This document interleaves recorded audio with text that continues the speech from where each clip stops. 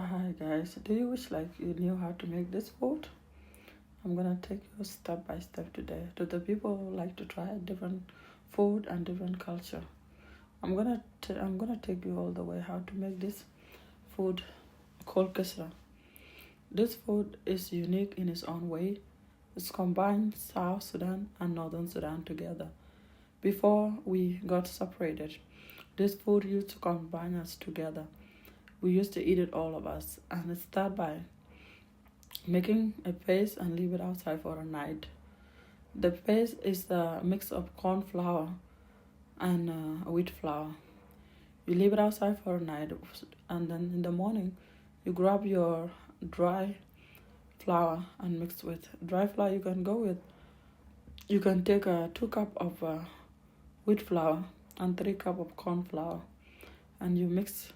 You pour it inside the paste you mixed yesterday, and pour water and combine it together by mixing it, and then when it become like butter, when it become like butter for sure, yeah, you can just leave it to set for like 20 minutes. When you come back, it will look like that one.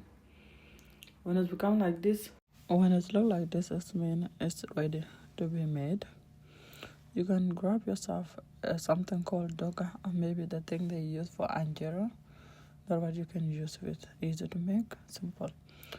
By this time, you've prepared your paper towel on the other side, and that thing I'm using to go and spread the dough later is called get grip, and you can use it. You can cut it off in the milk container. You have the milk. You can cut it.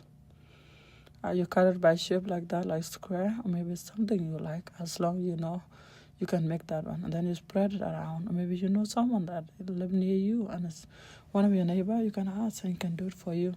As long you have a milk container, you can cut it up like that and use it to press the dough around the doka. And actually it's easy to make because this doka here is automatic. You don't even need like the way our mom or grandma used to make it. They used to make it with a wooden doka. They will use the wood under the doga to heat up the doka so they can cook. But now the technology has evolved. We have this thing called now Angira pan or something I can call like that. And so far it's good. And when you make it like that, you wait for it you wait for it to cool off a little bit, and then you take it off and put it on the other side, and you put another one. The one I'm like how I'm doing it like this. This is a tutorial. You are learning it to make it for the first time, but you want me to take you step by step. You can comment in the comment section, and I will show you how it's done. But basically, that is how it's done. Whether you're learning for the first time, it will not be perfect, but you practice, you're gonna be pro doing it. And don't never give up what you love, because when you set your mind into something, you can do it no matter what. Like for me, I wasn't born knowing to make this, but I learned it from my mom, and I learned it from all my aunties. And being the older child, like older daughter in the family, people were having expectation for me to do things. So I learned at a very young age how to do this kind of dish. And you like my work, you can support me by subscribing to the channel and share to your friend and watch the video. And then comment in the comment section what is your favorite part of this video, and let me know too what I can make next. I will be happy to help. At this point, yeah, it's almost done. Like that, you're able to make it like this. It's easy. So far, our Kisra, it looks so good and amazing.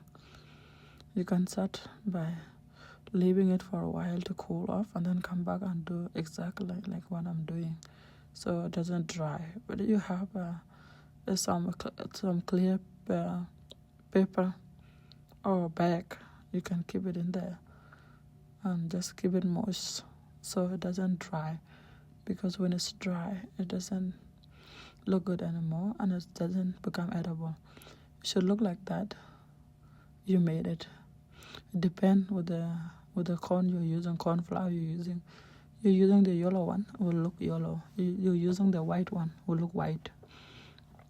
And so far, I made my mlak already. I made dry okra. That's what I'm having it with. And the dry okra tutorial too is gonna come soon, and you will find it in the channel too.